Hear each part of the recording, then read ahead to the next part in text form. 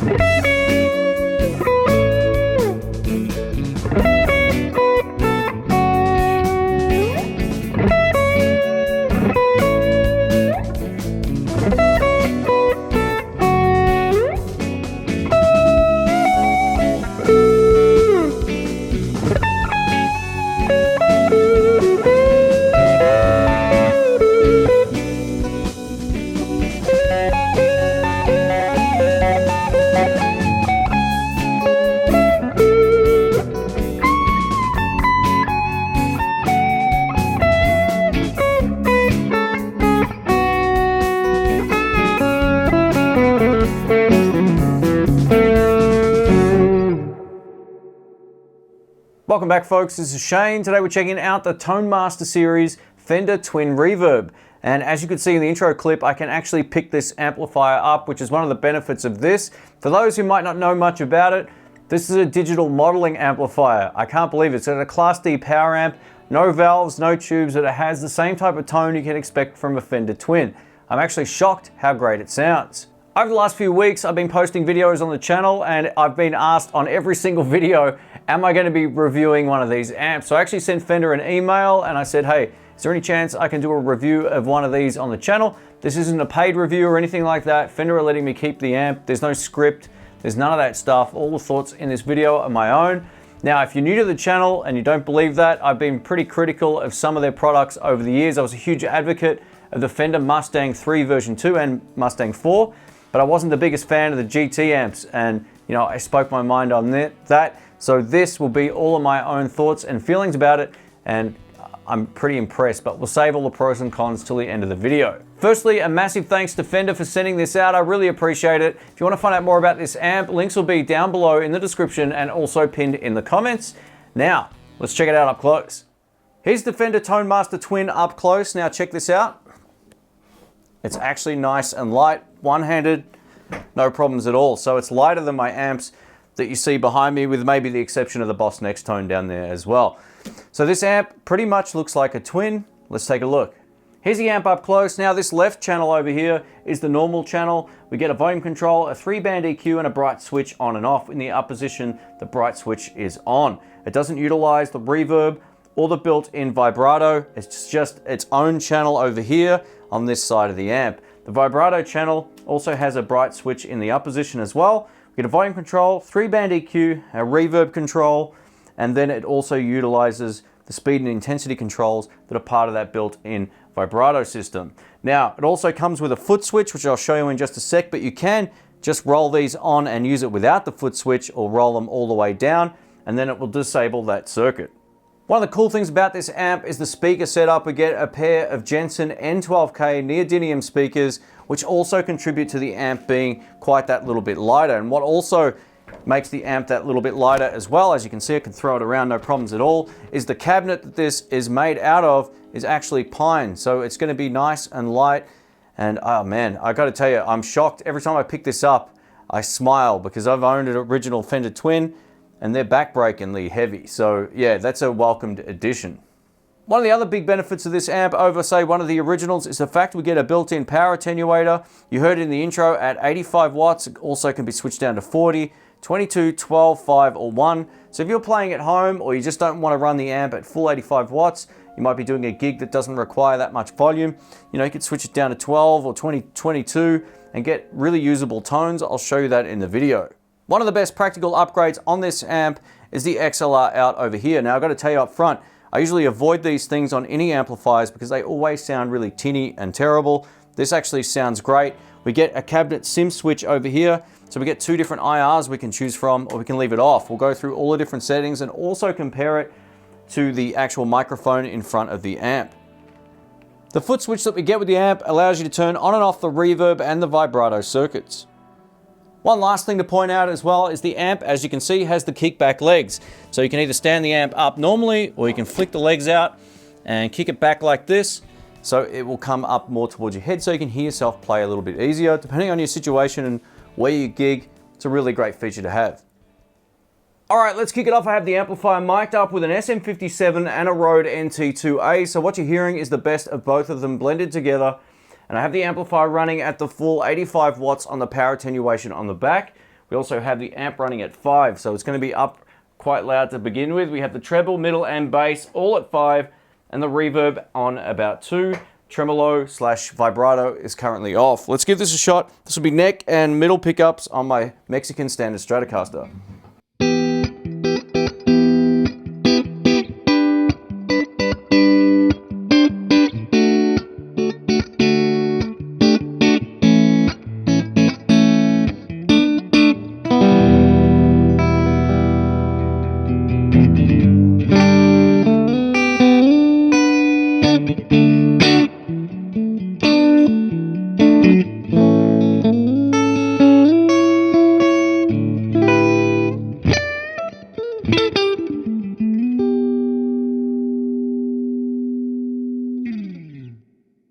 It has that big round sound to it. It feels great to play. A lot of 3D projection, which is something other amps have missed over the years. This thing throws a lot of wind out, which feels great. Over to neck pickup, here we go.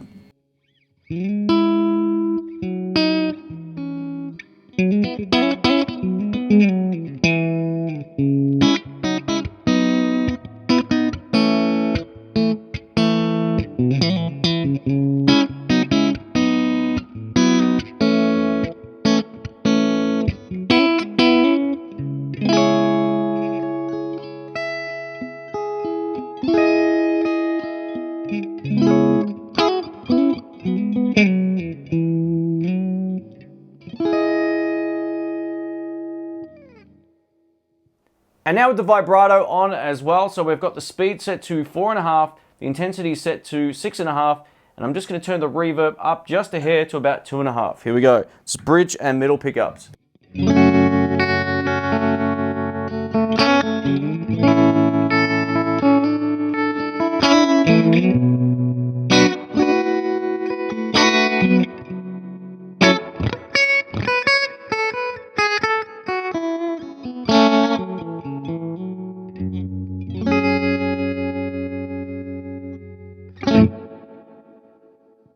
Beautiful. Let's take a look at the bright switch on the vibrato channel. So this is neck pickup.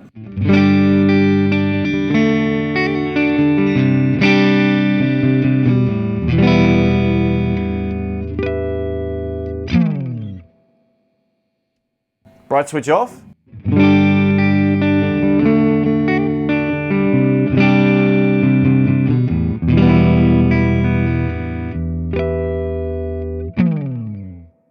To my ear, or maybe that I'm just used to it now, bright switch on definitely sounds better.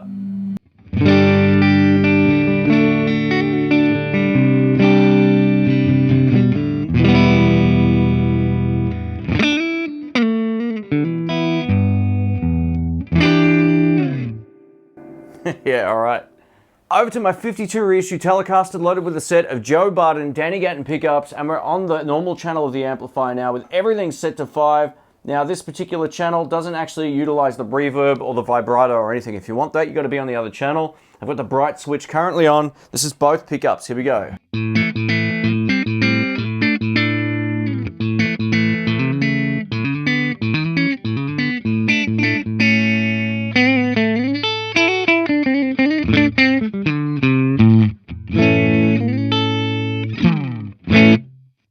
The channel's got a whole lot of knock. It's got that big push of sound. What can I tell you? It feels like a twin on the normal channel. Let's try it now with the bright switch currently off. Same type of thing.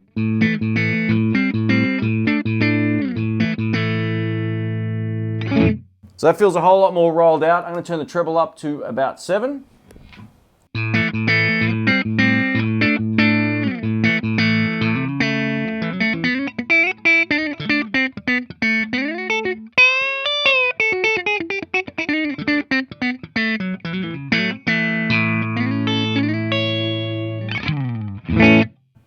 right, that sounds like a twin.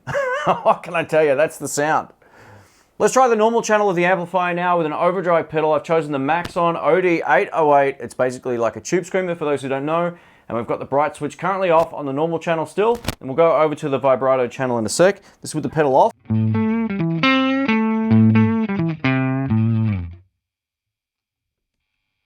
Pedal on.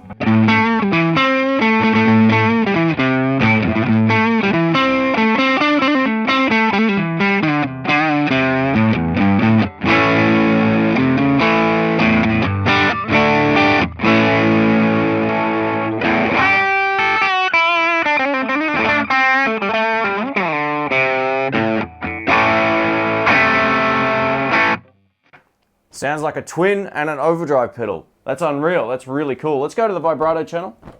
On the vibrato channel, I still have the bright switch on and a little bit of reverb. So let's try this.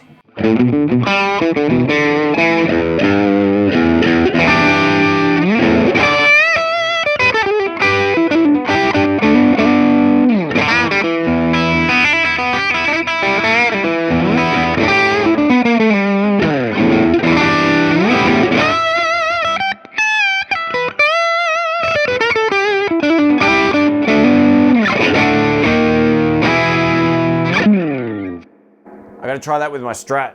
And neck pickup on the Strat with the overdrive on.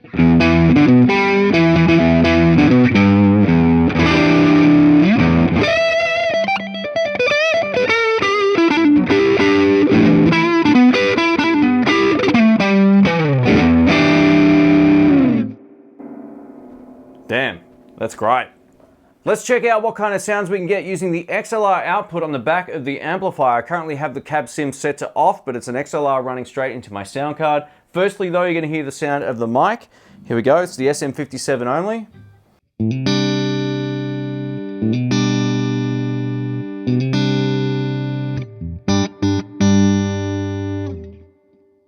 And now the XLR out with the cab sim currently off.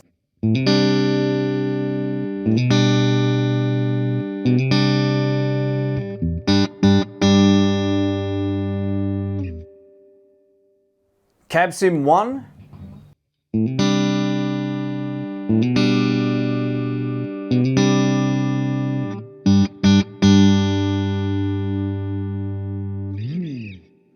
And cab sim 2.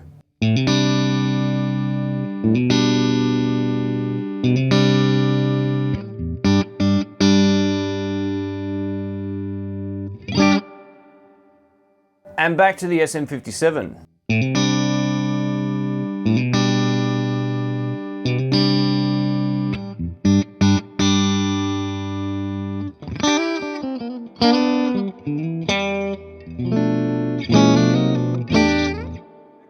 One of the standout features on the Tone Master Twin is the power attenuator. You can actually play a twin at home if you knock it all the way down, and that's unheard of. So we've got it at 85 watts, and I've got it cranked at 5.5 now, which is really quite loud. Then I'll back it off, and I'll also adjust it in post to show you how it can sound once you bring it back up in your DAW or recording software. So here we go. This is neck pickup.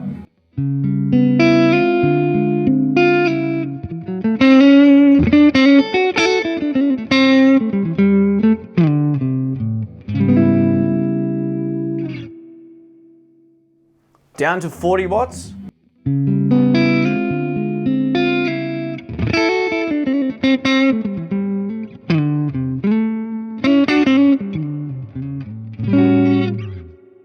So even at 40 watts, it's not quite as loud, but man, it still sounds huge. It sounds full and it sounds like a Fender Twin. Down to 22 watts, so that of about a deluxe reverb. Here we go.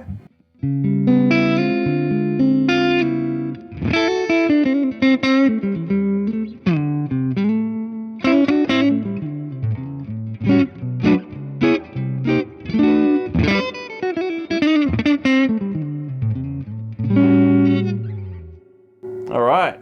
So on the 22 watt setting, it's clearly a whole lot different under the fingers than it was at either 40 watts or at 85, but it still sounds nice as well. It should still have that Fender tone. Now down to 12 watts, here we go.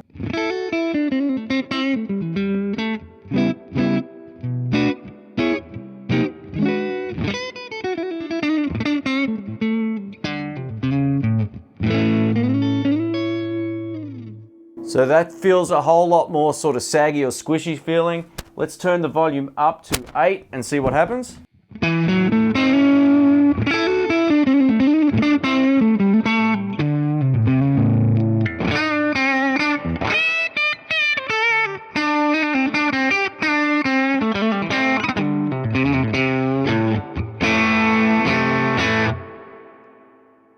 So you can get a Fender Twin to break up. That's pretty wild. Let's push it now all the way back down to 5 watts, which is the second last setting. And I'm gonna leave the volume up at 8.5. Here we go.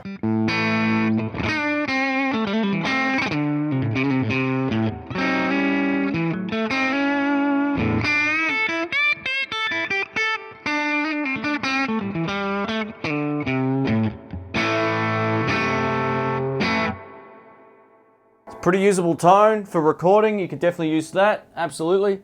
Down to 1 watt. So what you're gonna hear now, firstly, is just the amplifier mic'd up, and then I'm gonna adjust it in post. So here we go.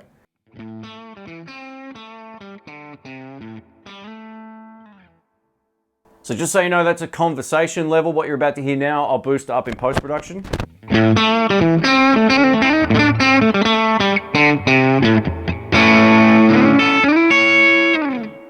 Thanks for watching, guys. This is Shane. If you enjoyed the video, please give it a thumbs up. Please let me know your thoughts on the tone of this in the comments below. There's a lot to like about this amplifier, and I'm gonna go out on a limb and say this is the best digital modeling amp I've ever played.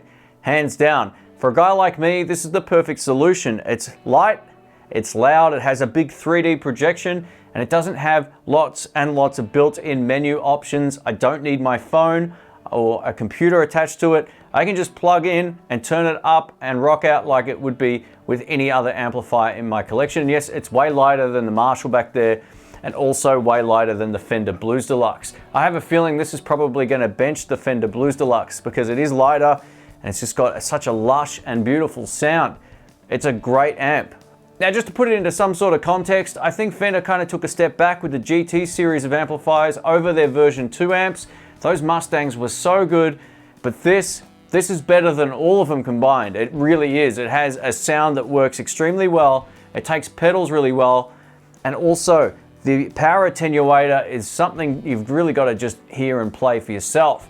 Even down to about 12 watts, it still feels nice and clean and big. So if you want to jam at home, you can even put it to 5 watts and get some sounds out of it like that. 1 watt was a bit weird, but if you want to get a Fender Twin to break up, put it on 1 watt and just dime the volume control, and you can get it to break up that way. I think the XLR out on this is the best I've ever used next to the Kemper. Having IRs loaded into the amplifier makes that absolutely usable as opposed to something I would normally avoid. Even with the old Mustang amps, I'd always use a microphone in front of them as opposed to that XLR out. Look, you can get some okay sounds with some of those XLRs, but not as good as this. This does it right. It makes recording easy. I couldn't even tell the difference listening back in post to which one was which. I was like, where's this cable going? Oh, that's the microphone. So they've really nailed that. It's something that no other amp, that, at least to my knowledge, has really nailed, is that direct output on the back. That's just a fantastic tool. Makes going to the PA. If you're doing a festival, you can plug straight in and send that to the front of house. Not have to worry about the microphone drooping or doing anything. It just works. So that's awesome. There's one thing I did notice. The louder I got the amp, the longer the reverb kind of lingered around, and I think that's probably pretty accurate to say the original Twins. Now, I had a Twin years ago, and man, after about 4 months, I got so sick of lugging it around, even though it sounded great. This has all the tone I'm used to from a Twin, in something that I can easily get around. I love the fact they've also included a little slip bag for it as well. So when I go out and play and it's raining, I don't have to worry about stuff like that. So just having that accessory is really cool. Now, in terms of how it takes an overdrive pedal, it took the Maxon OD808, no problems at all. I want to do a dedicated video where I've got a whole lot of different effects on the floor, and we'll see how it responds. Now, there's one thing I definitely have to mention, and it's something I noticed kind of after the fact. This records extremely well, and there's no valve or tube rattle or anything like that because there aren't any valves or tubes in here. So you don't have, any oscillation from the glass kind of rattling around or the sockets or anything. And because of that, you get a nice clean recording. I'm actually pretty blown away by this. In terms of the build quality, it all feels great. All the pots on the front feel like a Fender Twin or any of those kind of amps. The only small criticism I have is the power attenuator switch feels a little bit cheap, but the rest of it, in terms of its build quality, is great. And being that the power attenuator switch is right around the back here, you're not going to accidentally knock it or anything like that. It just doesn't feel quite as premium as some of the controls on the front, but that's about it. Now, if you want to read up on a full deep dive review on my thoughts about this, head over to guitarpedaldemos.com. I've written a full article. It will no doubt be online as soon as this video goes up as well. So yeah, this is a killer amplifier. I'm shocked. I liked it so much. When I plugged in, I was expecting it to sound like the GT200, trying to sort of like model an amp, even though it had the aesthetics. But it doesn't. It sounds like an actual physical tube amp sitting in the room, cranked up loud, giving my neighbors some grief. So good stuff, Fender. Well done. A massive thanks to Fender again for sending this out. I'm going to have more videos coming up on the channel about not only how it takes pedals, but also how it works in the live mix as well, which is probably the most important thing. Thanks again. Catch you soon. See ya.